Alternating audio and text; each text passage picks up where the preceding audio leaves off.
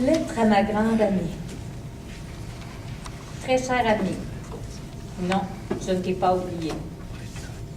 J'ai laissé passer en douce cet anniversaire, ce 60e, que je subissais moi aussi.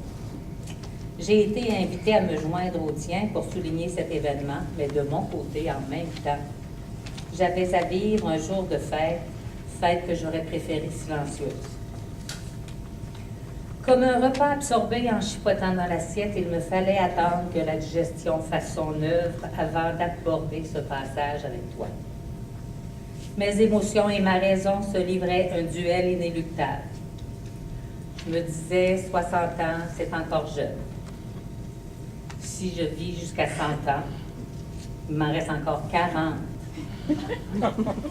Et je me reportais 40 ans plus tôt. J'avais 20 ans. J'avais un gros programme. Qu'il s'en est passé des choses. Jusqu'à centenaire, il ne pourra s'en passer autant. Déjà, mes limites physiques me font douter de la saveur des jours à venir. Dernièrement, j'entendais Yvon Deschamps dire qu'il était septuagénaire. Et j'ai pensé de moi, sexagénaire. Oh, quelle horreur! Sexagénaire, c'est pas mal plus vieux que de dire j'ai 60 ans. Non, non, non, pas sexagénaire. 60 ans. 60 ans et l'on devient senior. Être avancé en âge, est-ce un sport? Ou aîné? Comment devenir aîné quand toute sa vie on a été le bébé gâté? Ou personne vieillissante? En venant au monde, on commence à vieillir. Ou personne âgée, une autre façon de dire vieux. Mais y a-t-il un âge où on devient vieux? Ou personne autonome.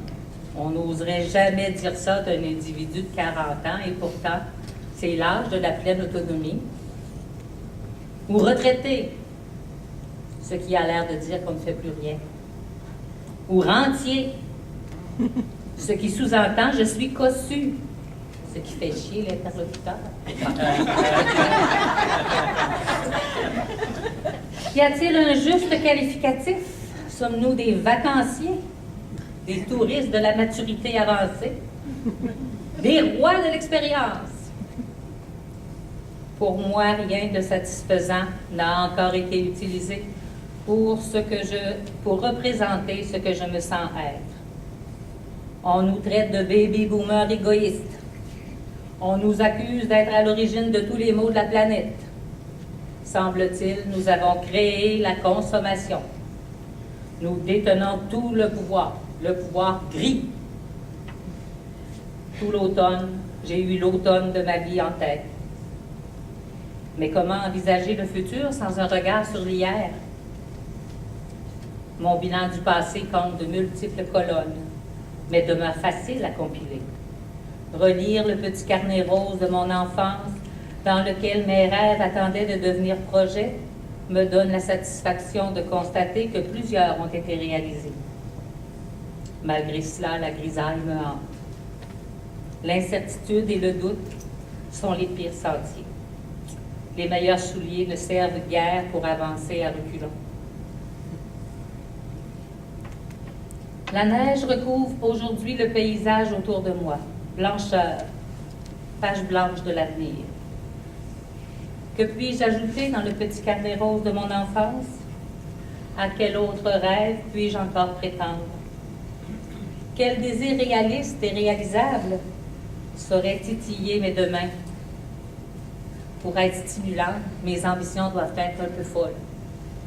Ai-je encore la capacité de m'inventer des heures hors normes, des moments d'évasion tumultueuse et pleine de réjouissance?